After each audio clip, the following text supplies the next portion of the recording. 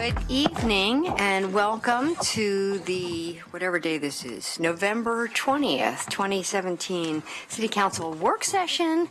We are going to talk about an auditor, so I'm going to just give you the lay of the land of how I envision this meeting.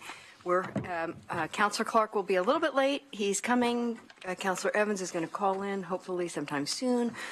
We'll begin with an overview by City Attorney Glenn Klein around the initiative as it is, and then I'll invite the study group that has looked at the auditor's program in different cities, and they'll report, and then we'll open it up to questioning. So take it away. Thank you. I'm just going to fairly quickly walk through the initiative. It's in your packet starting at page 7. After I walk through the initiative, I'll then briefly discuss what your options are in response to the initiative. So section 2 of the initiative establishes the Office of the Independent City Auditor. It's an elected position. The auditor and his or her office can audit all aspects of the city, so any program of the city, the auditor will be able to audit. In addition, the auditor will have the authority to oversee all other outside audits, such as the CAFR. One of the questions that's been asked is whether this new position would have the ability or have the responsibility for now supervising the police auditor. My answer is no, for a couple of different reasons I can go into another time if you want. But the police auditor is your employee. Nothing in this initiative would change who supervises that employee. On the other hand, under this provision, the independent auditor would be able to audit the office of the police auditor, but the police auditor would remain your employee subject to your supervision. The auditor would have to establish a whistleblower hotline that would allow employees or the public to submit anonymous or non-anonymous reports of fraud, waste, abuse. And the auditor could provide either audit or non-audit services if you requested it or if the city manager requested it, so long as it was consistent with the auditor's determination as to his or her priorities. The auditor would also have the authority to both interpret this charter amendment as well as to promulgate rules and policies that the auditor believes are necessary to carry out the functions of the auditor.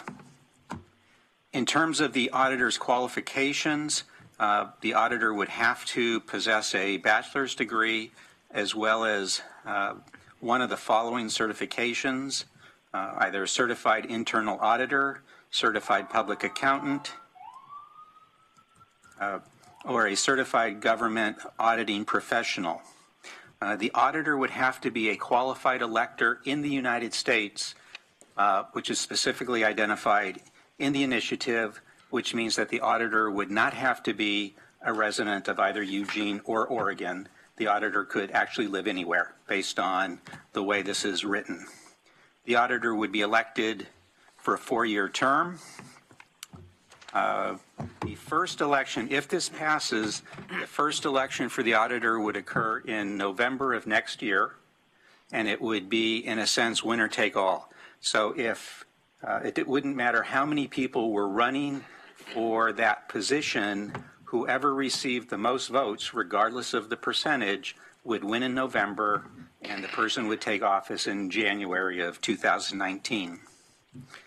The budget for the Office of City Auditor could not be less than, meaning you could not establish a budget or adopt a budget that was less than 0.1% of the total city budget, which for FY18 as a reference would be about $677,000.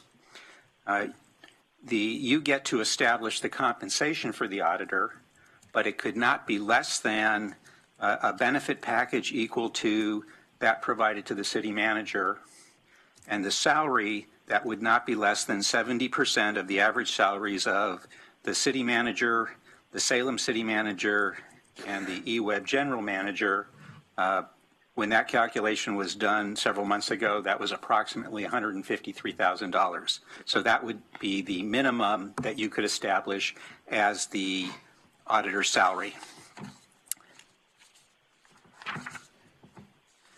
Any employees that the auditor chose to hire would be reportable only to the auditor. They would be hired by, supervised by, fired by the auditor. They would be completely independent of the city council and city manager.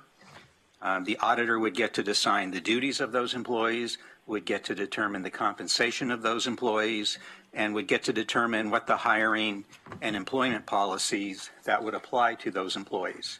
In other words, those hiring and employment policies that the city manager has adopted for other employees would not apply to the auditor's employees unless the auditor decided to apply those. So the auditor's employees really are completely independent of both the city manager and the city council. The initiative would require that all staff, including the city manager, as well as all of you, would have to cooperate with the auditor, provide documents that the auditor requested for an audit, and provide access to any facilities. The audits would have to comply with the generally accepted government auditing standards issued by the Comptroller General of the United States. And all audits would have to be made available to the public, as well as the city council and the city manager. That's a very quick run through of sort of the major sections of the initiative. In terms of what the council can do in response, whether it's tonight or at a future meeting, you can decide to vote to urge adoption or defeat of this measure. You could do that either by motion or by resolution. If you decide to do it by resolution, you have to draft that yourselves. City staff could not help you draft it, just like any other time that you would want to take a position on an election measure. We could format it for you, but you would have to come up with the actual text of the resolution. In addition, you could decide to order the submission of an alternative measure or measures to be voted on either at the May election or at a different election. If you decide to do an alternative measure, that is something that we can assist you with. Great. And we can opt to do nothing at all. And you can opt to do nothing at all. All right. Thank you. I would like at this point to welcome the representatives from the Mayor's Study Committee. They are Norma Greer, Marty Wilde, and John Borofsky. And Norma and Marty chaired that committee, and the purpose of that committee was simply to provide a context for understanding the role of auditor, how that role has been established in other communities, what some of the sort of decision points are, as a way of just being able to look at the initiative that's on the ballot and have some perspective of how that relates to how other cities have done this, since there are multiple ways. So I'm going to turn it over to Norma. Thank you. I'm Norma Greer, co-chair of the Eugene Mayor's Performance Auditor Study Group. And with me are Marty Wilde and John Borofsky, who are members of the study group. And there are several other members of our study group present here tonight, and I'm grateful for that. And thank you for the opportunity to talk with you about our group's work. I'll start by reviewing the committee's process, and then Marty and John will orient you to the matrix documents and highlight our findings. So in early August, the 11-member study group convened by Mayor Vinnis met for the first time, and we met 6 more times over the course of a 10-week period. So Mayor Vinnis's charge to the committee was to develop an objective factual matrix of models for a performance auditor position. And the matrix was to form the framework for tonight's work session discussion and also frame the issues in public conversation. So Mayor Vinnis asked us not to make a recommendation, and our group set to work. So we quickly discovered that it was not easy to compare Eugene with other communities based on size of population and budgets. Some city budgets include all the utility service, whereas in Eugene, the Eugene city budget doesn't include eWeb. Some city budgets some cities are major airline hubs, and those budgets balloon a city's budget associated with the costs and fees associated with that. So we could not translate the cost of an auditor program to a percentage of a city's budget for comparison purposes. We also learned that identifying pros and cons of a auditor program necessarily involved value judgments.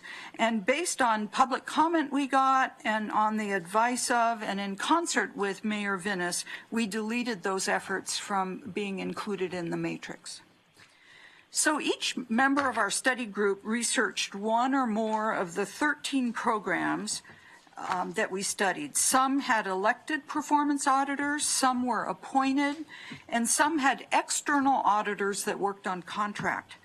Our matrix includes the Eugene ballot measure proposal and the 2002 Charter Review Committee recommendations, and it shows a variety of options that work.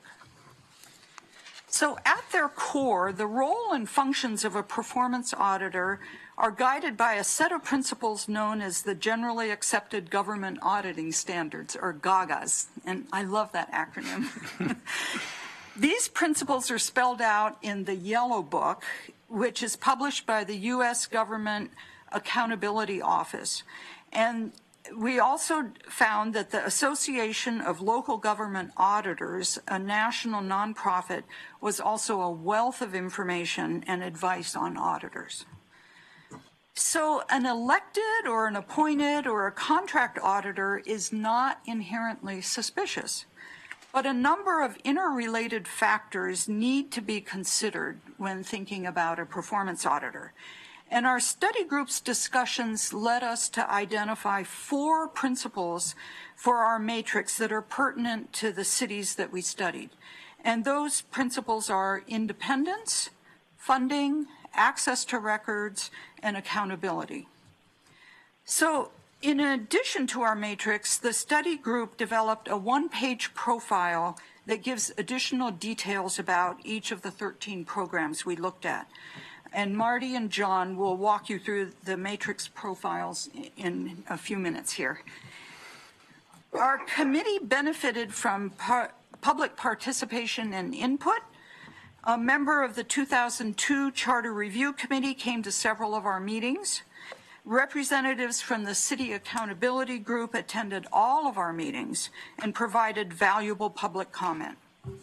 Our agendas, minutes, and the draft and final documents were all posted on our website. So I want to share with you how 3 programs self-described their work, because the themes that emerged from those descriptions can be helpful, I think, for the council's discussion. The first is Denver, which is the city I studied. And the staff member in the auditor's office from Denver described Denver's program as integrated performance auditing. And he stated that the auditor visited all facets of the city's functioning annually, ensuring that all parts of Denver's government are actually working as intended. Denver's auditor also follows up on all audit recommendations, and the city claims it doesn't visit the same issue twice. Oakland self-described their auditor as a collaborative change agent. And collaborative is the operative word here. The role requires the auditor to function closely with the departments she or he is auditing, and it's not a role that results in irrelevance due to isolating independence.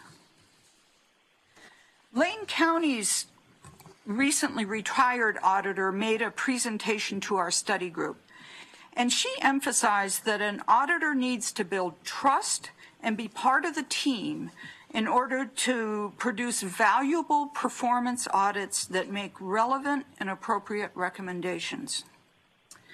Certainly, it's important that the auditor be independent from the person with executive authority, But at the same time, some check and balance functions or features can ensure that an auditor's work is pertinent, competent, and producing expected results. The communities we studied are proud of and pleased to have a performance auditor. Cities are asking, how are we doing? And are our efforts resulting in desired outcomes? These are good questions for a community to ask, and a performance auditor's work can inform the answers. So in summation, we discovered there are a variety of ways that local governments set up their performance auditor programs, and these communities generally believe that their programs work for them. So I'll hand it off to Marty now. Hi, I'm Marty Wilde, for anybody who doesn't know me. Thank you for the opportunity to talk with you today. John Borofsky and I will be splitting up the profiles and highlighting a few points for your consideration. I think most of you know that I've served in the military, but you may not be aware that I served as a senior assistant to the Inspector General of the Air Force. We had a saying there that the IG wasn't supposed to be a lapdog, and it wasn't supposed to be an attack dog. It was supposed to be a watchdog. I found that cities adopted that general philosophy as well and tailored it to meet their auditing needs in very different ways. Albany, New York implemented an elected auditor in 2009. The city has a strong mayor structure. Its role is somewhat underdefined in the charter and city code and does not even require a formal certification for eligibility for office. The auditor is required to countersign all city payments. Berkeley has an elected auditor office in a city manager form of government. It has one of the few salary minimums, set at a comparatively low $3,600 per year. The city ensures cooperation with the auditor in a similar manner to Albany by requiring the auditor to countersign city contracts. The city has a poor history of contested elections, with incumbents rarely challenged. Indeed, a few have died in office. Boise, Idaho has a strong mayor structure and an appointed auditor. To protect the auditor's independence, he may only be terminated for cause and by a vote of 5 of 6 city councilors. With no formal audit committee, the council approves the budget and work plan. Unusually, the auditor explicitly has a fiduciary duty to the public, another safeguard of independence. Centennial City, Colorado has a city manager form of government and conducts all audits by contract. An audit committee decides on the subject of audits, and city contracts with outside agencies for them. Denver, Colorado, as Norma talked a little about, has a large audit office reflecting a combined city-county government with some utilities and a large airport. The city has a strong mayor structure. As with Berkeley, the auditor countersigns contracts. There's little history of contested elections for the office when an incumbent runs for re-election, similar to Berkeley. The Eugene Petitioners Measure institutes an elected auditor in a city manager form of government. It defines many of the aspects of the office, somewhat contrary to Albany, including minimum compensation and budget. As drafted, the office appears to be primarily reactive. The proposal envisions an office that may thus be somewhat distant from the current decisions of the council, instead providing feedback on the effectiveness of past decisions and fully implemented programs. This puts a premium on independence over relevance to ongoing city operations and decisions. The 2002 Eugene Charter Amendment proposal envisions something of the opposite form of auditor. It has an appointed auditor and defines the role somewhat nebulously in the recommended charter language, preferring to allow the council to provide greater detail in code. It also provides for a single auditor and oversight that includes a committee that includes the city manager as a voting member. The 2002 proposal envisions an auditor who works more closely with the council and city manager, putting a premium on collaboration over independence.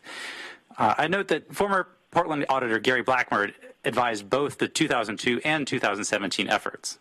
To me, that emphasizes the reality that there are many ways to implement an auditor, and it is less a question of a right way or a wrong way than a way that reflects the values of the city and addresses its unique needs. With that, I'll pass the baton to Mr. Borofsky. All right. Hi, my name's John Borofsky, and I was a member of this committee. I'm also a citizen member of the Lane County Audit Committee, which meets in this building as well. So I'm going to run you through a few more profiles. I'm not quite as prepared as these guys are, but I can give you some of the highlights. So we'll start with Lane County. Lane County is an appointed auditor. It's appointed by the Board of Commissioners. It's got 1.25 employees and a $170,000 budget. The auditor reports directly to the Board of County Commissioners and is hired and dismissed by the board. It does have a board-appointed audit committee that advises the commissioners on hiring and dismissal, and also inputs on the work plan. The county commission appoints 5 voting members to that committee, and then there's ex officio non-voting members held by county management. So the county administrator, the sheriff, and some other heads of departments sit and help advise that. One of the unique provisions is that the internal auditor structure allows the auditor to be part of the team, which may increase the ability of the auditor to build trust and relationship with management and staff in the programs to be audited. Long Beach has an elected auditor. The department has 17 support staff and a $3 million budget. The city budget is $2.4 billion. Some of the duties of the auditor that are a little bit different than the ones, they are responsible for doing all audits, including the CAFR, including quarterly treasury audits and review of all city disbursements. Literally every check that goes out has to be signed by the auditor in the city of Long Beach. City council is in charge of approving the budget, with the city manager obligated to provide. Sorry about that. The auditor is not term limited, and the city councilors and the mayor are limited to 2 terms, so that's a little bit different down there. And they have very low turnover as well once it's elected. Oakland has a population of 420,000 people. It's an elected auditor. City budget's $1.3 billion. The elected auditor has 10 performance auditors and 2 administrative staff with a $1.9 million budget. Some of the highlights: the office of the city auditor states that it's currently staffed at 50% of required level for a city of Oakland that size. So the auditor's budget is 0.15% of the total budget, and they feel they're under budget. And that office, that office constantly performs follow-up options as well. Orlando, population is 277,000. The city budget is $1.2 billion, and it has an external auditor that is appointed and an internal auditor that is a city employee with a staff of 5. It has a $746,000 budget. The mayor, it does have an accountability board. The mayor appoints the audit board, comprised of 5 community members. The audit board oversees the financial and other reporting practice as a safeguard of independence to the audit process. And the city council approves the budget. Phoenix is a big city, 1.6 million, with a $1.28 billion budget. It has an appointed auditor that has 24 audit staff and a $2.85 million budget. It keeps the books of all accounts, and it also carries out performance audits. So it's doing financial auditing and performance auditing with those 24 members. Accountability, it does have an audit committee consisting of 3 city councilors and 3 public members, all appointed by the mayor, plus 3 members of city staff, the city manager, finance department, and director of budget. It has a lot of other duties. The audit oversees a hearings official who handles seized property, false alarms, and loud party penalties, also oversees a whistleblower hotline, and other things with contractors. The interesting thing about Phoenix is the current auditor, as of April this year, previously served as auditor for Maricopa County, which includes Phoenix, for 22 years. And as that, he was ordered to pressure Sheriff Joe to get records, and actually had to go to court to get the records that he needed. So that's Phoenix. And the last one that I'll be talking to you about is Portland. Portland's population is approximately 640,000. The city budget is $4.7 billion. It has an elected auditor. It has 11 performance auditors and 50 people in the office overall. Audit division's budget is about a little bit over $2 million with $480,000 for outside auditing.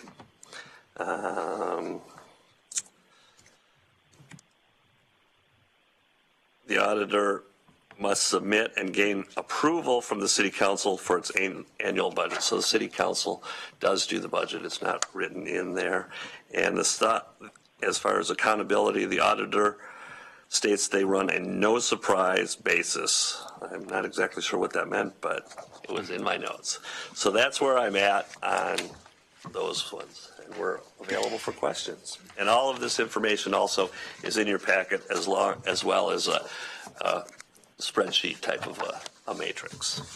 Great. So thank you all again for your work. It's, I think, a very informative matrix, and I'm opening it up. Do I have counselors in the queue with questions? Mike?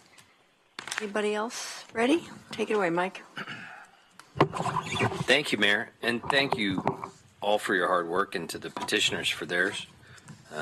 There's a lot of energy around this and a lot of folks interested. And I actually think it's a pretty cool thing that we live in a place where everybody takes the role of self-governance so seriously that they're willing to put in their time and effort for it. So congratulate yourself for that. My questions, I think, initially are just of the city attorney to understand some of the pieces of this better than I do. So I'm going to throw out some hypotheticals, and based on what you know of the petitioner's approved charter amendment, I'd like to hear what your thoughts are on these hypotheticals. So, for example, I'm just going to be silly for the sake of this. Let's say the new auditor once voted in office. Are they free to spend their $667,000 in any fashion they want to? No. I'm not sure I can narrow it to the extent you might like. First of all, they won't have $677,000 until the council includes it in the budget. And if the auditor actually takes office in January of 2019, they'd only have 6 months for that fiscal year, so you could choose to appropriate or include in the budget half the amount for the first year. But I'm guessing that the tenor of your question is, is there a limit on what the auditor spends those dollars on? Yes, it has to be something related to the duties and responsibilities of that office. So if the auditor decided to take a trip to Europe and go wandering around Europe, that would be an improper use of public funds. But if the auditor, go ahead. May I interrupt? That's my next question. And then what? So if it depends on whether the auditor was using dollars unlawfully or using dollars in a way that the council or somebody might say seems inappropriate but is not unlawful. If it's unlawful, then there used to be, I haven't looked at these statutes in a while, but there used to be statutes that prohibited the unlawful use of public funds, and somebody could be charged criminally for that. So Let's say they think they need a 72-inch television inside their office. I don't know. I'm just grabbing at something here. In order to do their work properly. that would be their determination, because they are entitled to purchase the materials and supplies that they will believe that they need to do in order to perform their duties. At some point, it gets to the point where no reasonable person would say you would need that, but that's going to be their call as opposed to the council. But nobody has the authority to tell them to do otherwise. Is that correct? Yes, unless it goes to the point where it would Barring comprise a unlawful illegality. Use. Correct. Okay. What's the relationship of eWeb at all to any of the possibility of what the auditor might do? So I haven't gone through the initiative in enough detail to tell you whether I believe that the auditor would have the ability to audit the operations of eWeb. On the one hand, there are parts of the initiative that talk about the auditor being able to audit all of the programs, boards, commissions of the city. On the other hand, there's another part of the initiative that identifies in developing the audit plan. The city manager is going to be on the committee, and a couple other people would be on the committee. There's nothing about a member of eWeb being on the committee. So that suggests to me that perhaps it wasn't intended that the auditor would be able to audit eWeb. I haven't gone through it enough to be able to answer that question. I don't want to divine the intent of the petitioners so much as I want to say, based on your reading, would the auditor have the authority to audit eWeb? I don't know. I would want to spend more time studying it because you're right. It's the question that the court would be answering is not what was the petitioner's intent, but what was the voter's intent if they decide to approve this.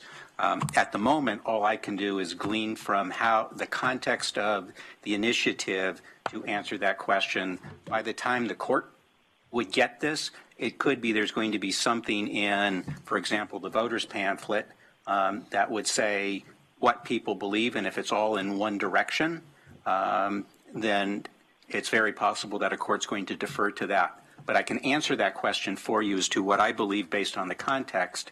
I'll just have to do it at a later time than tonight, and I can do that in writing.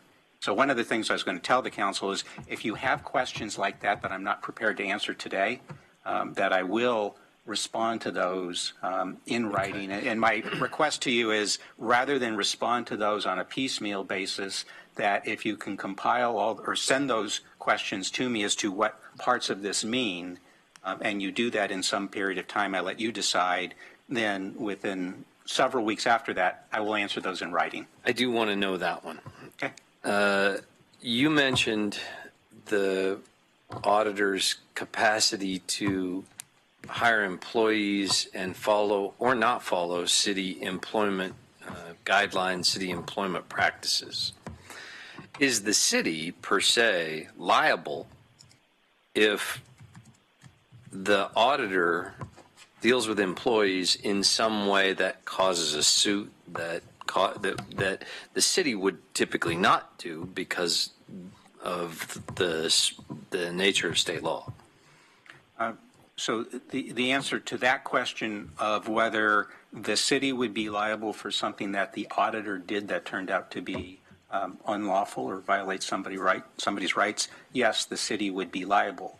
Now, just because the auditor isn't subject to, or their employees wouldn't be covered by the city manager's rules, there are still state rules that govern and federal rules, and the auditor clearly has to comply with those state and federal rules. We have certain policies that the city manager has adopted. My point was the auditor isn't bound by those city manager adopted policies, but could develop their own or could just adopt the city managers. Okay, lastly, at this moment, you mentioned that we might put something on the ballot in May, but that this will be a winner-take-all in November. Is that correct? Well, two different things. You could put something on the ballot in May. That would be a different measure. Now, if the separate issue is if the initiative passes and goes into effect, the initiative provides that the first election for that auditor would be in November and that there would be no runoff election. So that's what I meant by winner take all, is it wouldn't matter how many people were candidates in November, whoever got the most votes would win. But this petition that the petitioners have had approved will appear on the ballot in May, is that correct? All right. Thank you. Those are my questions at the moment. Other councilors with comments? Alan? Yeah, I had the same question about eWeb, whether or not that's included or not, so I'm eager to see that one. I think an auditor depending on who they are and how effective they are, can provide some really valuable insights and make things run better and more efficiently at the city. And then it kind of also depends on how the whole auditor's office is put together. One of the things that in this initiative is that there's no residency requirement. Maybe I'll ask this to these folks. There's no residency requirement. So there's no requirement the auditor be a citizen of Eugene or Lane County or even Oregon for that matter.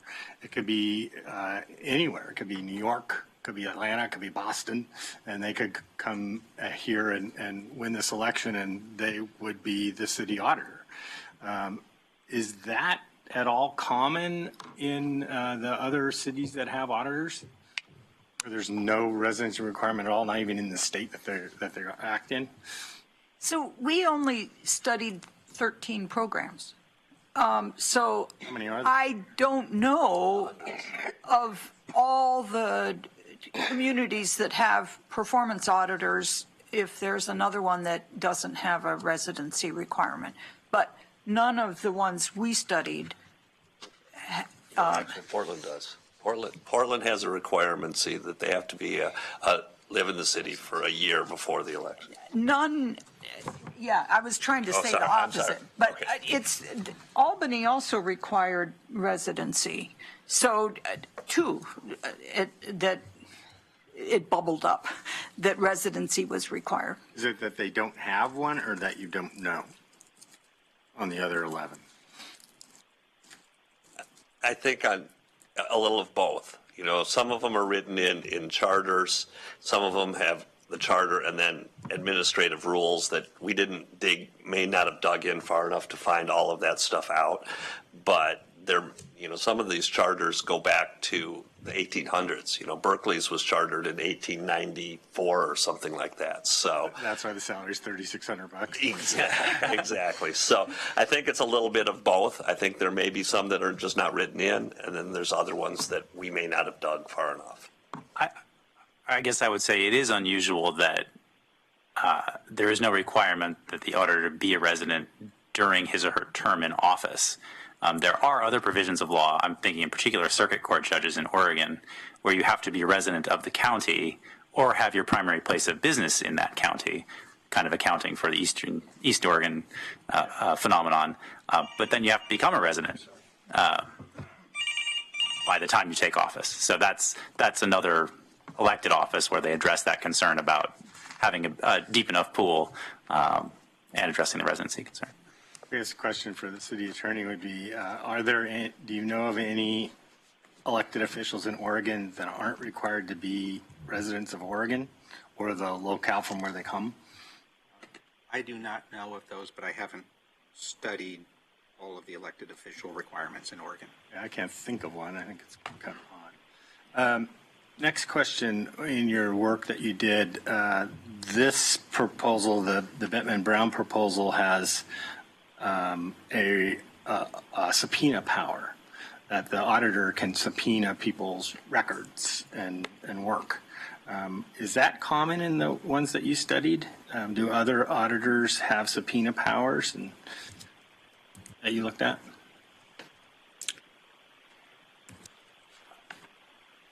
That was unique among the ones that I saw. There were many, in fairness, there were many charters that specifically allowed access to records. And so presumably the enforcement mechanism for that would be to go to a court and enforce that. Whether they use a subpoena or some other legal format, I'll defer to Mr. Klein, who studied that more than I have. Mr. City Attorney, maybe you could define what subpoena power is and how that differs than saying, okay, I have the legal right to access these records. They're not giving them to me. Mr. Judge, make them do it. So in a sense, the subpoena is the intermediate step. So the auditor could ask a city employee, I need to see these documents, and the city employee never gets around to responding or just flat out says no. Then the auditor could issue a subpoena that says, okay, since we're not going to do this cooperatively, here's a subpoena, you must turn them over.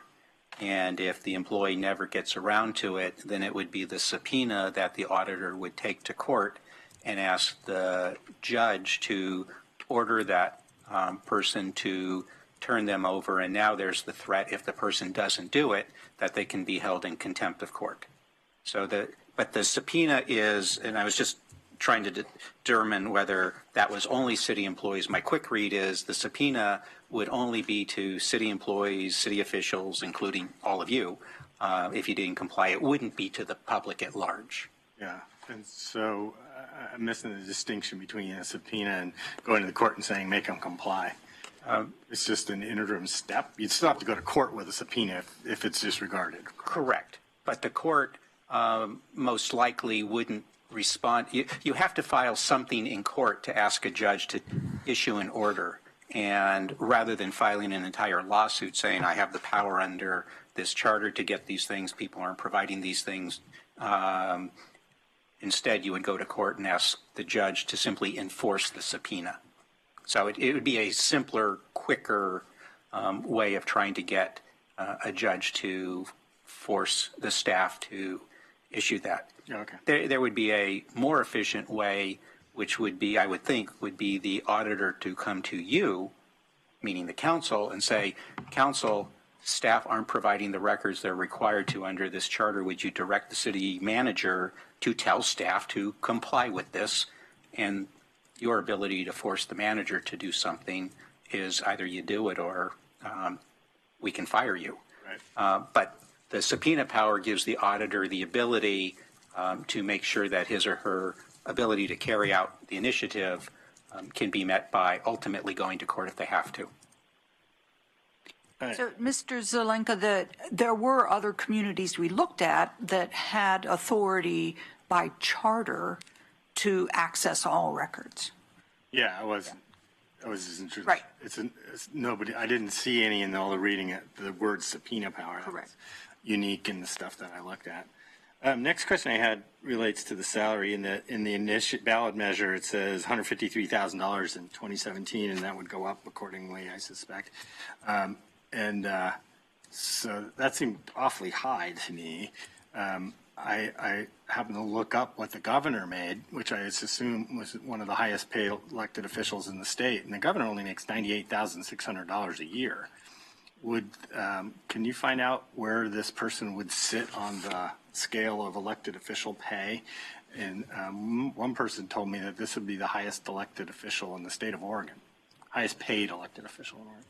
Yes, we can provide that information. But just to clarify something, the initiative doesn't say 153,000. The initiative says it's an average of these three individuals, and when you look at their salaries, it comes out to 153,000. Right.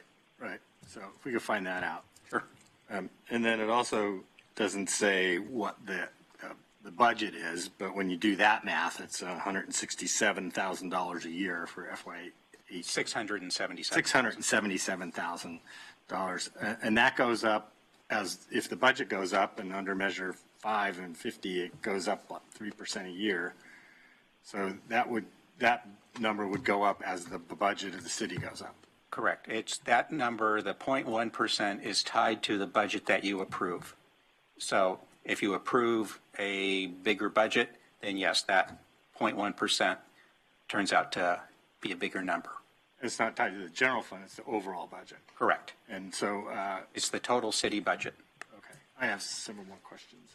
Okay. In round 2, please. All right. Chris? Thank you. Thank you for the work you did. It was very informative. And as you said, there's no right or wrong answer necessarily. It's just what's the best combination to put together. And I come at this from the standpoint of what are my interests? What would I want this function to achieve? And your list is actually very similar to mine. My interest, what I would want to achieve, goes back to the notion of, well, what is the purpose of an auditor? And it's the same question we actually asked ourselves when we were talking about the police auditor. What is the purpose of having that auditor? And it was kind of a balance between, I would call it improving and saving, and catching and exposing. And while you don't want to ignore either one of those two sides. You want to have them in a proper balance. And so I do believe we should have an audit function, have actually said that for a number of years. And so my interest is, what is the best audit function that the city of Eugene could put together? And that's where the interests come from, both yours and mine. And does the proposal that we're looking at, to me, embody the best balancing of those interests? And your interests were independence, funding, access, and accountability. I think accountability is something that is one of the key features of all of them. And one of the key elements of the police auditor's accountability is the Civilian Review Board. And the fact that in the charter, when that was created, it was created to have an auditor and somebody to have oversight over the auditor, which is not only the Civilian Review Board, but also the City Council. Whereas in this proposal, other than having to obey the book, the Gaga book, there's no organization, there's no people, there's nothing else that manages or has oversight over the auditor. That to me is challenging. I mean, okay, you have to abide by the book, but you don't actually have to abide by the book, because if you choose to fudge on the book or change on the book, the only recourse is to either recall, we know how well that works, or wait till the next election. And I don't want to wait till the next election if things are not working well. And you don't have to live in Eugene. You know, there's a number of standards here, or comparable is in here. So you could be an accountant with some comparable experience, you could live in New York, and you could get elected to this position. And with no oversight. There's no audit committee. There's no review board. The city council doesn't have authority. So yes, I want to have an audit function. I absolutely think it's critical to have, but I want to have it with the appropriate safeguards in place so that you have the right balance of improving and saving, which is what I think a performance auditor should be doing, but also doing some catching and exposing if that's what's important. But I don't want that to be the emphasis of the job.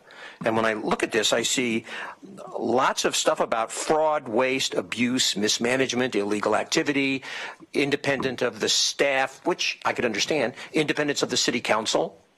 Are we also part of the problem? So it raises more questions. Okay, Emily? Thank you.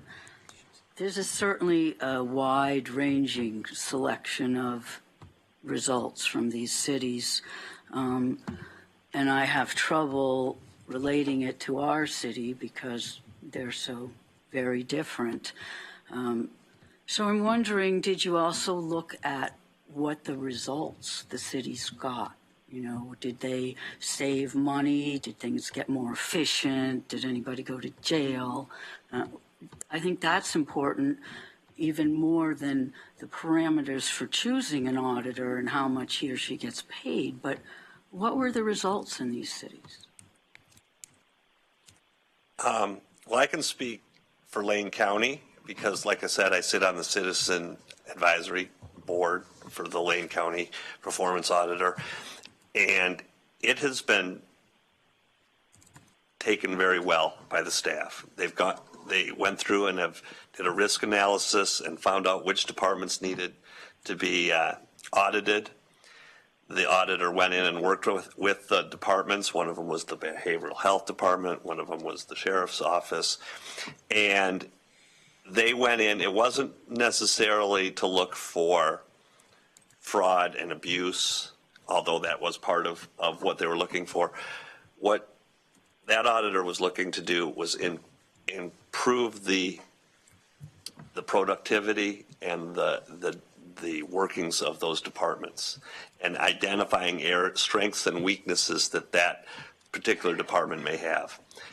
And the department heads would sit in on those after the audit would be done. They would have an opportunity to respond to them, and almost to a letter, every one of the responses was very enthusiastic. They were like, thank you for looking at this and helping us to realize how we can improve and areas that we can improve. So as far as Lane County goes, I think it was well received. That's not my question. I'm sorry. It's not, whether people liked having an auditor or thought he or she was good, but what were the results? Did they find places where money was not being spent well? Did they find efficiency? It would be interesting to know if the different cities, the different ways they set it up, had any difference on the outcomes. And what were the outcomes? Yeah, I don't think our study group can answer this is the best way to do it because the best outcomes came. I'm not asking that either. I just would like to know what subjects were studied, what were the results? Did they find that the roads didn't have enough asphalt on them? Did they find that the budget wasn't working out? What kind of things did they find? I can give you that type of an example for Lane County. One of the ones they did was the Public Works Department and the roads. And one of the areas that they found was that since Lane County had to do a severe budget cutback with the recession, they had to cut back on certain personnel. One of the personnel that they cut back on was waymasters. The auditor found that the county is lacking in the office of waymasters, and that's having an effect on the roads because there aren't people out there measuring whether the trucks are 100,000 pounds or 10,000 pounds and are going over a 20,000 pound bridge. So that was identified, it was brought back, and now that department has that when they're going forward in the budgeting process and saying, you know, a waymaster might be something that we might want to think about adding back in. So that was a specific example. Well, I would still like to know from all the cities you studied another subject of what did the cities find? Was it useful? Did it get people upset? Was there better accountability, transparency? I think you don't have that information, but I think that that would be extremely useful to have. Here's number 2. So where did you get the information from? Was it off the internet? Did you write letters, emails, or phone calls with these different cities? I can't speak for all the committee members. I think there was initial research done mostly online for many of the programs. Questions came up because we were trying to identify certain items in the matrix. And so my city was Denver, and I needed to call and ask specific questions of the auditor's office there.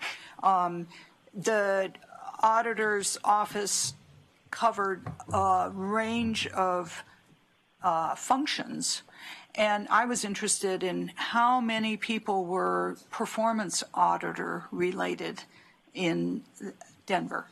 And you couldn't find that out. I couldn't figure that out from looking at budgets on their website. So I called and was able to get some of the specific answers I needed. I know other members of our committee did make phone calls to different cities. I can't say that everyone made phone calls. You said that there were public comments in your studies. How did that happen? Did someone just decide to come and talk to your study? Was there any outreach to anybody? We included public comment in every meeting that we had, and I think there was public comment at every meeting. We also posted materials on our website and invited the public to make comment. We got some people contacting us through the website. That's good. Thank you. Yeah. The other thing that I thought was informative was we took public comment at the beginning, and then we had our meeting, and we also took public comment at the end after our presentation, so that if people in the audience had questions, they shouted them out, and we did our best to answer them.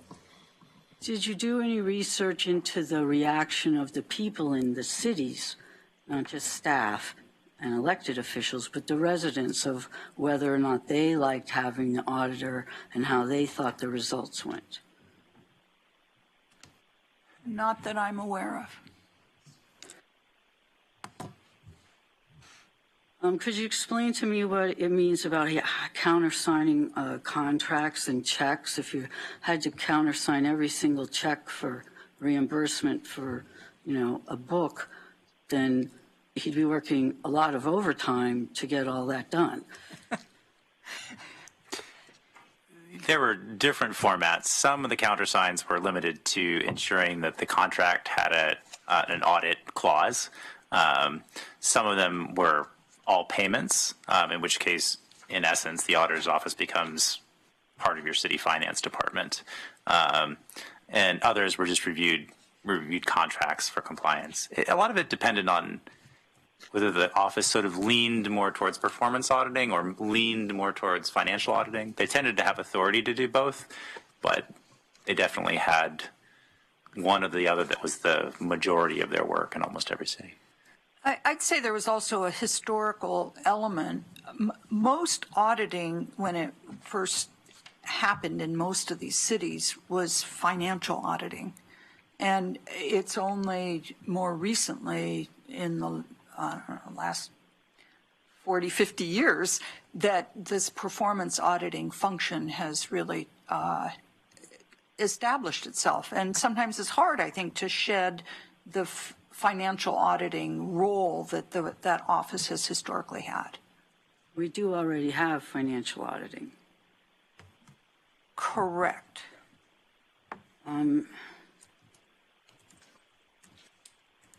What if two things are on the ballot? What if council decides to put something on the ballot and there's this initiative and they both get more yeses than nos?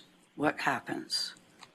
So the general rule would be whichever received more yeses, assuming that the two conflict, would prevail.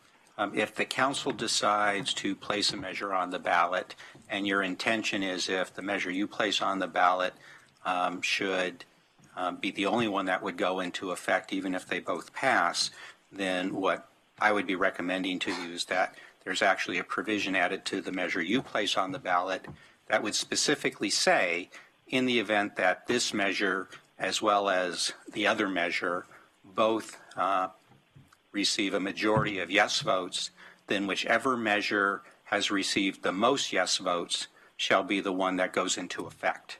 And then that way, a judge would know, okay, so people voted for both measures, they conflict, which one should go into effect. There would be something in the measure that you submitted to the voters. And so the voters would know that if they vote for the measure you submit and it gets more yes votes, then the other one would not go into effect.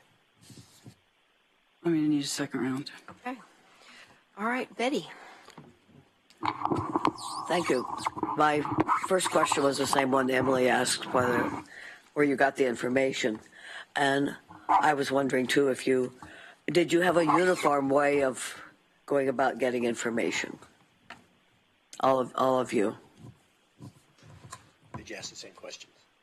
I mean, Well, whether you those are did actually it two different questions. whether you did it on the web or calling people, did you have a list of things you were going to do to get information? So, actually, to answer both your questions, we eventually got to the point where we figured kind of a standard list of information we wanted, and then how people, each individual who created a profile, got that information was more up to them. Some did more than others, and one of our roles as co-chairs was to go back and help them fix it if they hadn't really gotten good information. So, as the lawyer on the committee, I got to wade through charters and codes to fix it when there wasn't. I think most of us did do a call. I think most of us did try to get some background information first. You can be a little misled because, for instance, Albany's structure, everybody loved it and thought it was a great idea. My take on that was, well, Democrats have a 9-to-1 registration advantage over Republicans in Albany, so you're all on the same team. That if you had more conflict in city government in Albany, you'd probably want a better defined role to make sure that the auditor didn't become more partisan. So, but they loved it. They thought it was great, and they didn't see any problem with a somewhat underdefined role. So you just don't want to be swayed too much by the personal interview, but most of us did try to do that. We also tried to get objective information to make sure that we weren't deceived by their operating practices in terms of the way it was set up. The group that prepared the initiative did extensive research, I think, over a long period of time. Were you familiar with their work, and did you study some of the same communities? We were aware that they did work. I mean, were you aware of what they did, what they found? And We got some advice from people in the city accountability group about how it's difficult to compare budgets because that came clear to them as they did their research. I'm assuming we probably covered some of the same communities, but I don't know. Their research was not available to us. And we did invite them to present, so they presented to our committee. So you spent a relatively short time. No, it was almost a full meeting that they presented to us. No, I mean, you're a month, years. Yeah. I'm talking about that kind of time. Right. I can only speak for myself, but I definitely used the stuff they put on the website and reviewed many of the same cities. Not all the same cities, but I wasn't interested in redoing their work. If they had a link to the city's code, I was going to follow that link to the city's code. So they did review a lot more cities. I think they apparently made a decision they didn't want to reduce it into a common format. That's their choice. I don't have a problem with that. So they did more cities and then less analysis, I suppose. And we did fewer cities and made choices to deliberately look at ones that had different structures to see how they were working. So that's the way we worked, given the time we had available. When did this committee start working? A few months ago? Early August, Oh. and we met over a 10-week period. And how many? You had 11 people, you said? Yes. Were they all active? Were they all at all the meetings? Not all of them were able to attend all of the meetings. Okay, I guess that's all my questions. I don't think this is a question for you, but I just wonder why we needed someone to study at this point when the accountability group had already done a thorough study before they decided what to put on the ballot. And I guess that's a comment instead of a question. Thank you. Okay, Claire. Thank you. So I have some questions for the city attorney and then some questions for the citizen group. So in terms of how the ordinance is written, that budget amount, that percentage of the budget is meant to cover the auditor's salary. The question is that meant to cover the auditor's salary, any of their staff, all the expenditures they need to operate, including the actual physical space that they occupy, and including if they want to hire their own legal counsel? Yes. So the charter provision says that that 0.1% is the minimum that the council could appropriate, but it would be for all the things that you mentioned. Okay. And then kind of along the lines of what Councilor Clark was asking, a little bit different in terms of how the auditor could spend that budget. Could they, for example, take out a positional ad in the newspaper touting their work and the importance of their office? Yes. The limitation on their ability to spend dollars on when I heard the positional ad, I was thinking election measure is they would be subject to the same constraints of state election law that you all are subject to, well, that we're all subject to, which is we cannot expend public resources to advocate for or against a measure. So as elected officials, you can take positions, but city staff aren't going to help you take those positions. The auditor would not be able to use public funds to advocate for or against an election measure. But if the auditor wanted to spend dollars on here's what the auditor's office is accomplishing, yes, the auditor would be able to do that. Okay. And so I do have some challenges around the elected piece and some of those, how those things might bump up against each other, because presumably this person would run for office and at some point they might then be, depending on the timing of things, curtailed in what kind of public communication they could make about their actual work while they are standing for reelection. Does that make sense, what I'm positing? Yes, and ultimately that would be a question for the State Elections Division as to whether they ever crossed that line, because it would be a state elections code violation. And if the auditor wanted to make sure that he or she was not violating state elections law with what they are contemplating, they would have the same ability to ask the State Elections Division, here's what I'm contemplating doing. Can you advise me as to whether you think that's consistent or inconsistent with state elections law? The State Elections Division would let them know. Okay.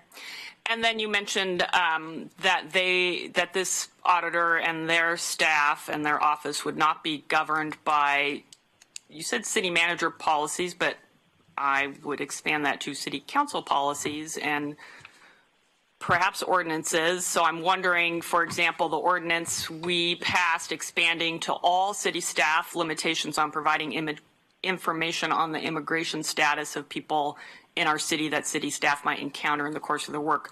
Would that apply to this office as well? That would be one I would want to go back and take a harder look at the language in this proposed initiative. But my preliminary reaction is the initiative provides that all of the duties that are assigned to the staff will be assigned by the auditor, completely independent of city council. So I think my preliminary answer is ordinances that you pass regulating city staff would not cover anybody in the auditor's office, because the charter this proposed charter gives to the auditor's office the authority to hire, fire, assign duties completely independent of the city council and the city manager. Thank you. And then, so I had some questions for the Citizen Committee, and thank you for your work and taking the time you have to look at this question. I think it's important for us to, as a city, to do some of our own homework on this and not just rely on others to bring that forward. So I appreciate the fact that you stepped up to help us with that, help the mayor with that. So some of my questions, and I'll probably need a second round as well. So you said you talked to folks in Albany, New York, and they thought it was great. And my questions aren't in any particular order, so I'm not trying to have a particular bias here. But the first question I happen to have here is: did you find examples or where a performance auditor's office caused problems for a city, whether it was because there were conflicts with other departments or perhaps the auditor engaged in activities that were unethical or unwanted? I don't know if you, in the course of your work, you might not have come across that. That was more of a dispute, but Denver was the closest. With the court system? I'd do Denver and maybe Phoenix. I can talk about Phoenix. So I would point to the Phoenix, now Phoenix auditor, former Maricopa County auditor, where, I'm not taking sides, but there was a dispute over access, and frankly, the auditor's authority to audit the sheriff's office. Sheriff Joe was not a fan. So he did have to go to court on that one. As I recall, do you want to do Denver? It was your... I could do Denver. Okay, you know more about that. So Denver has a court system that it's like a municipal court.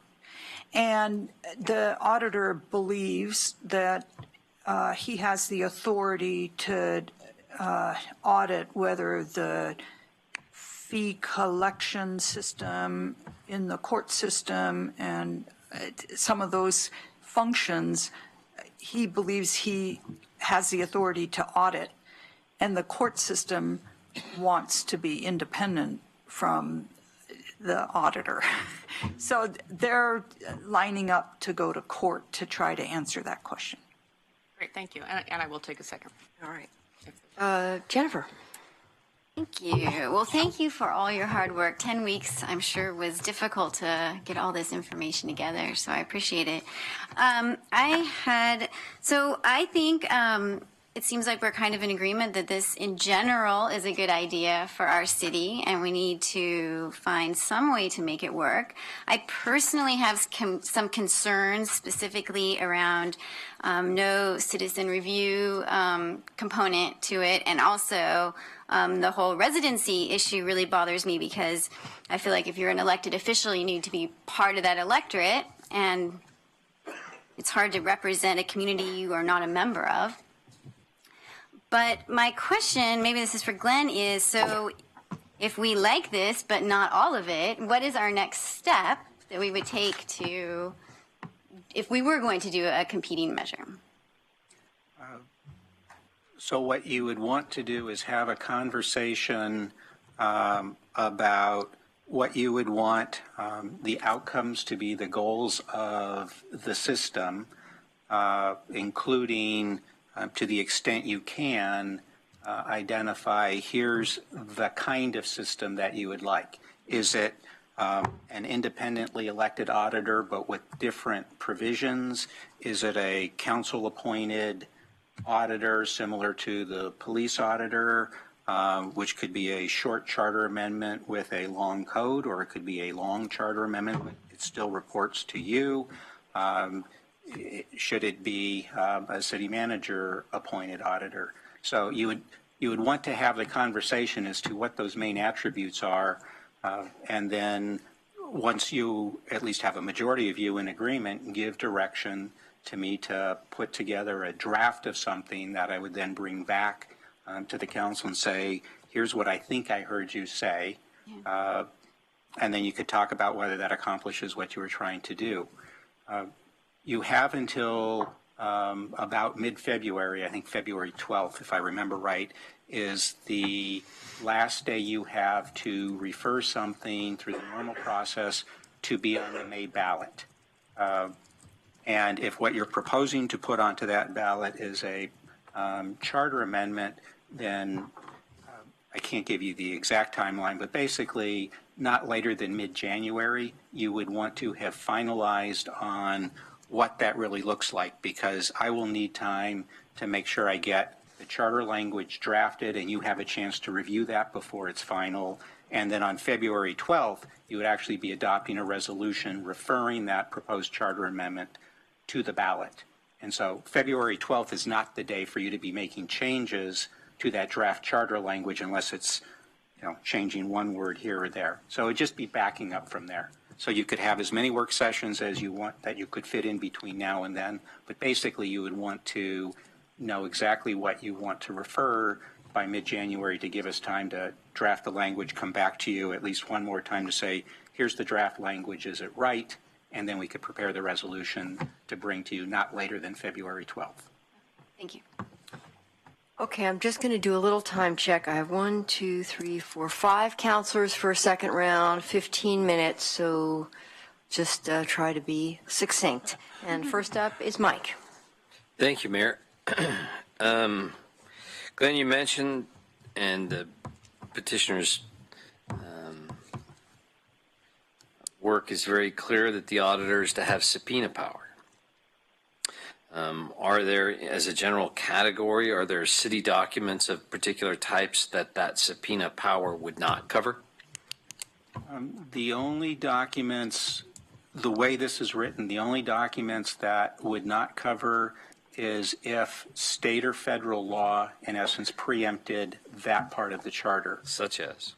Such as documents that the police department has access to through federal databases that require people to be certified through certain federal processes in order to be able to access those documents. So, for example, there are documents that police can see that I'm not allowed to see because I haven't gone through the training and been certified to take a look at those. So law enforcement, certain law enforcement databases, there may be other provisions in federal or state law that say nobody except for these reasons can look at these documents. If it's not preempted by federal or state law, then the auditor would be able to see documents. In Oregon, we protect employee confidentiality pretty rigorously. So employee discipline, is that subject to subpoena? Yes, if the auditor needed it for an audit, then yes, it would be.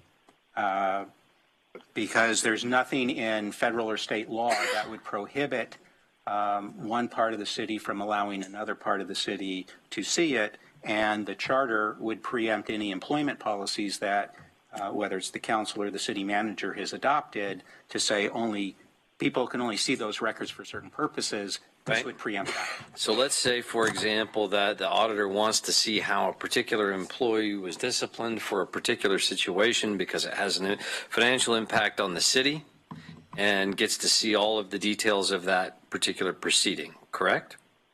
Not necessarily. So this is set up to say that the auditor is going to come up with a plan. The plan, here are the audits that we're going to do. I can't remember. It's later this year, the next 4 years. And so the auditor will have said, these are the programs that I'm going to audit. If the auditor has the programs that they're supposed to audit over the next 12 months, but they say, for example, I'm kind of curious as to why this employee was disciplined or not disciplined, so I want to see those records. That's not part of an audit of a program that the auditor has said. Well, what about emergent situations?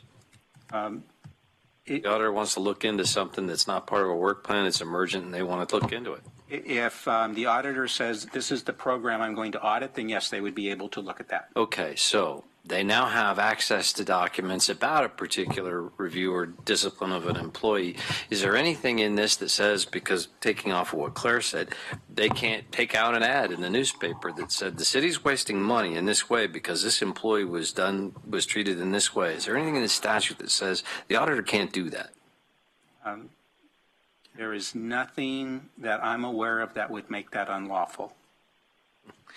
Is there anything that allows or disallows the auditor to say anything they want to in any manner of public thing that is critical of any part of city government? So in other words, take out an ad to say, I don't like the way Mike parts his hair or doesn't. We're checking you out. Yeah. There is nothing that the auditor has access to certain information.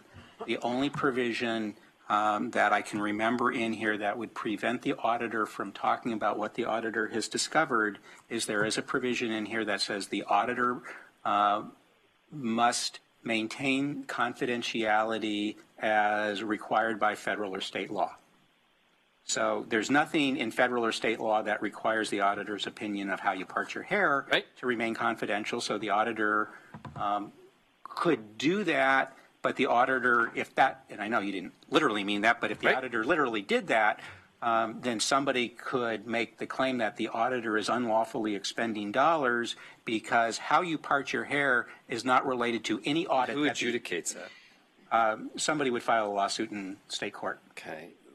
If, for example, the auditor said in an advertisement in the newspaper, the city is wasting money in this way and this is the remedy, consult your counselor today to fix it. How about that? Encourage, if they said, I've reviewed this employee controversy and we're wasting money, and I encourage you as city auditor to contact your city councilor to correct this policy mistake in the city. So if the auditor wanted to take out an ad to publicize urging political action, to publicize the results of an audit and how possibly corrective action could be taken, could they do that? Yes. If you're talking about a particular individual, a specific employee, and again, I'd want to go through this before I gave a final answer, but my initial reaction is this doesn't talk about auditing an individual employee investigation or discipline. This talks about auditing programs. So if the auditor wanted to audit how the HR department is undertaking investigations, clearly the auditor under this initiative could do that. But if the auditor wanted to, well, I'm just interested in how this single the representation of the larger question, though? I would need to spend more time looking at the initiative before I answered that. Is there anything that prevents the auditor from engaging in very robust political advocacy? Yes, limited. First, it has to be tied to an audit that the auditor has undertaken, and second, it cannot be tied to an election measure where there are other constraints on how the auditor. But regular city policy, how council behaves, whether or not we're doing something right or wrong based on the results of an audit. Is there any limit on the length and breadth and width of their capacity to spend their budget's money in political advocacy? So let me answer it slightly differently. If the auditor wanted to audit how the city council performs your job and then write a report to say, here's how I think the council is performing its job, and wanted to advertise that, they could advertise that up to the extent of their budget. You'll have to decide whether that's political. I understand it. Yeah, I asked this is the key piece right here for me, just for the general public's benefit. I think an awful lot of people believe that having an auditor means it'll actually fix things that they feel are problems. The auditor won't fix a thing, though, from my personal perspective. The auditor will illuminate more information, but the auditor can take no action to change policy based on this read. Do I have that right? That is correct. The auditor can do follow-up reviews to determine whether any corrective actions that the auditor proposed were implemented, but the auditor has no authority to order the city manager, or for that matter, the council, to change anything. The auditor identifies a problem and possible corrective action. The last 7 seconds, did you find any other city where an auditor had the ability to implement or to cause the implementation of any of their recommendations? Other than through their power to disapprove certain financial payments or contracts, no. So but they could decide Yellow not Book to sign envisions something. Right. In those jurisdictions where they have that power, they could decide we are not going to sign on this contract. The Yellow Book, the standards they operate, require them to work with and monitor implementation and report back on that. That's their professional standard. But other than failing their 3-year audit on that, I'm out of time. Thank you very much. All right, Alan. So the $750,000 budget, $367,000 a year, that goes up and down with our budget. So if we actually reduced our budget, the auditor's office would reduce their budget, right? And if it went up, it would go up proportionally. The council would have the option of reducing the budget if the total budget went down. You could choose to make their budget less than the 677. It doesn't say that the budget shall be 0.1%. It says it shall not be less than 0.1%. Right. So yeah. Well, that's a lot of money, $677,000, and I'm assuming it would come from the general fund, because there's nothing else that could have fund that. So, and the general fund is zero sum.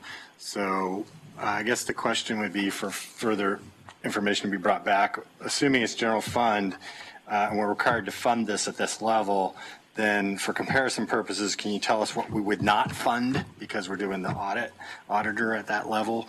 Like, for instance, in the general fund, there's just police, fire, library, parks and rec, basically. Human services. And human services fund. So I would like a list of equivalency to that $677,000 in general fund services that would be there. I guess. So, Alan, I'll need to think about whether or how we might be able to do that, because unless I can tie it to a list that has been produced in the past, then what we would be doing is, in a sense, advocating, because we would be saying, oh, if this passes, then one of these things will not. So we'll look to see if there's a way to address that. I'm just not sure there is. I thought of that, and we just whacked $30 million out of the general fund over the last couple of years, and we have numerous lists of what different services cost and what they would cost if we didn't if in the general fund. So right off of that list, you should be able to pull that off or get us that list in another way. We can certainly get you those lists. Thanks. I guess on the cost effectiveness is kind of what Emily was getting at. Not only the effectiveness, but the cost effectiveness. There's effectiveness. Did they make it better? Did they root out fraud? Which, I mean, in the 10 years I've been on the council, there's only been one case of fraud. That's a crime in the city. So I'm not expecting there's a lot to be done there. And so it's actually about getting it. If it's cost effective to do this, $677,000, they have to. Is there any way of telling whether or not the auditors have earned their salary, earned their budget in savings to the city on a cost effectiveness basis? Let me give you an example. It took us over 2 years to do the fire merger with Springfield, and I think that saved us a little over $800,000. It took us 2 years to do that. They have to do that every year, forever. So, if I may. Go ahead. It's it's difficult to, do they save money? Yes. When you talk about how to evaluate your auditor, they explicitly recommend against a purely financial suggestion. So I'm just going to, I'll give you an example. The ALGA and the Yellow Book. For example, Shanda Miller was the former performance auditor for the county. And one of the things she squeezed in right before she left was an audit of cash handling practices at the county. I gather there had been some problem in the sheriff's office. Did that audit save any money? No, she found no evidence that there had been any diversion of funds. And so there was no recovery, financial recovery of funds. However, she did find that the cash handling practices were not in compliance with what they should have been. And so does she save money in the future by preventing the future diversion of cash from the budget? Yeah, absolutely. Now, can I say, well, I think you're going to save $100,000 next year, so I want to hire another employee?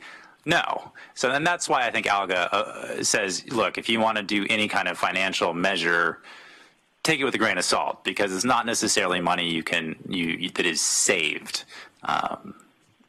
in that way. Right. And also it takes action by the council to actually implement that. So last question about the checks and balances on the auditor. Chris was talking about that. The only removal process is a recall.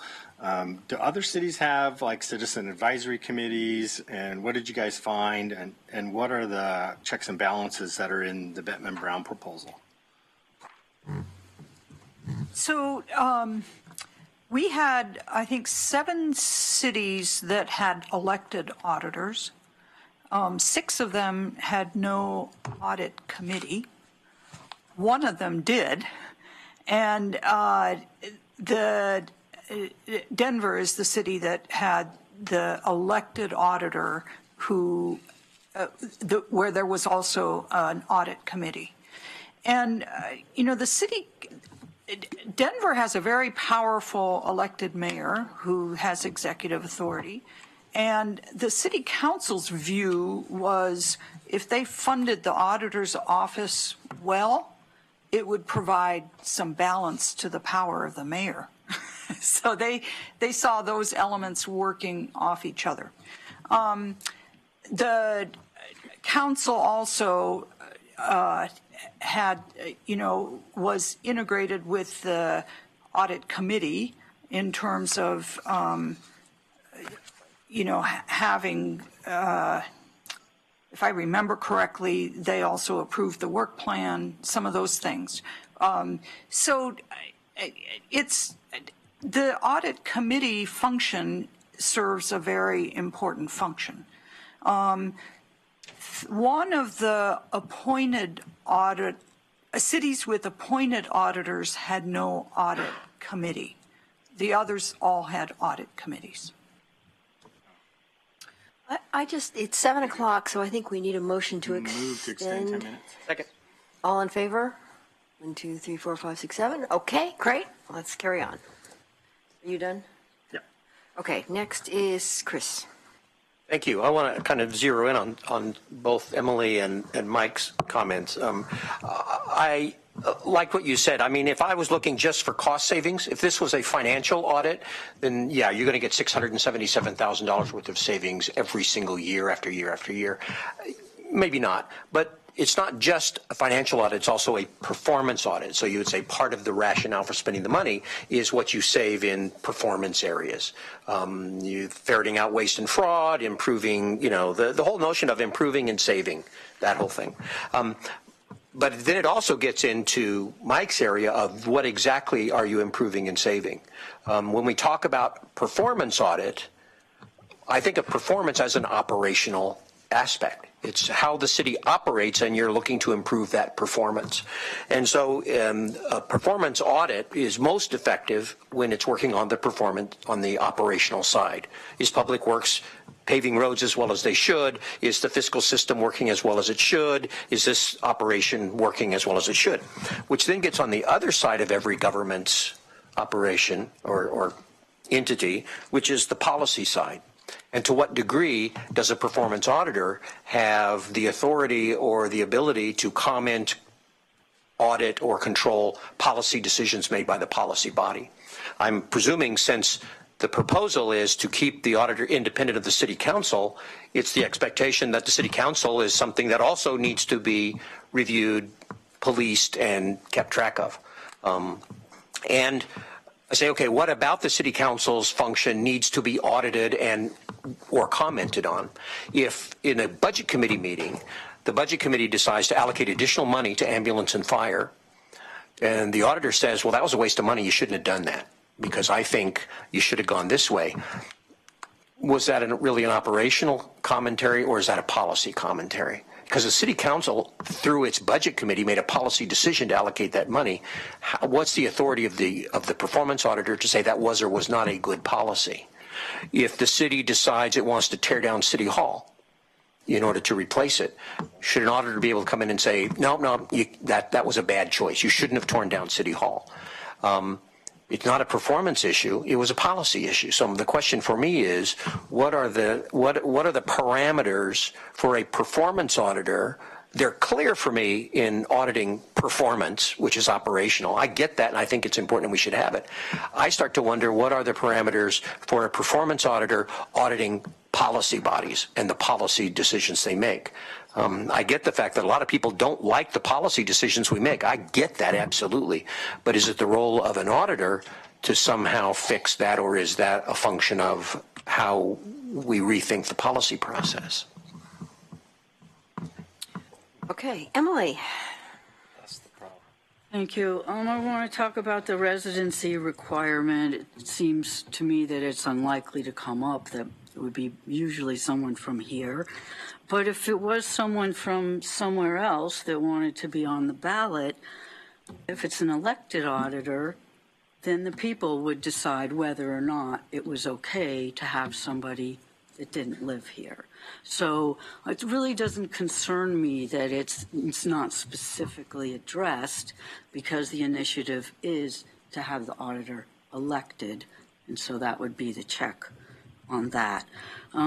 Also, maybe somebody who wasn't totally familiar with Eugene would have some fresh eyes and some other ways of looking at things, and might reveal stuff we hadn't even thought about. What is the next step? Because we're out of time, and I assume at some point we need to make a decision of pro, con, neutral, or our own initiative. Personally, I think it's really important. One of our big issues has been that we need more transparency and accountability and less surprises and more efficiency. And I think this would really help that. I mean, we really have an outcry for transparency and accountability. I think this addresses it.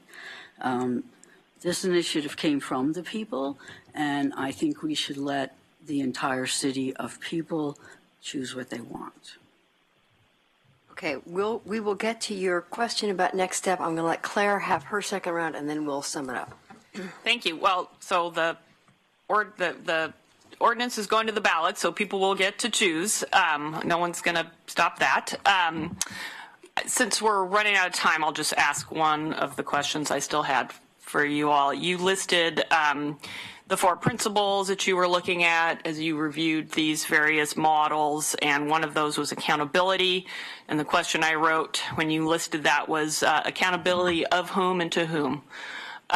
So in these models that you saw, how was the auditor's office itself held accountable to the work that they were required to do on the part of the citizens of their jurisdiction?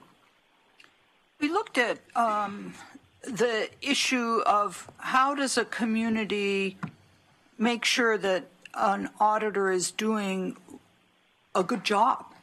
And so we looked specifically at some dismissal issues. Some of the elected auditors were only subject to recall.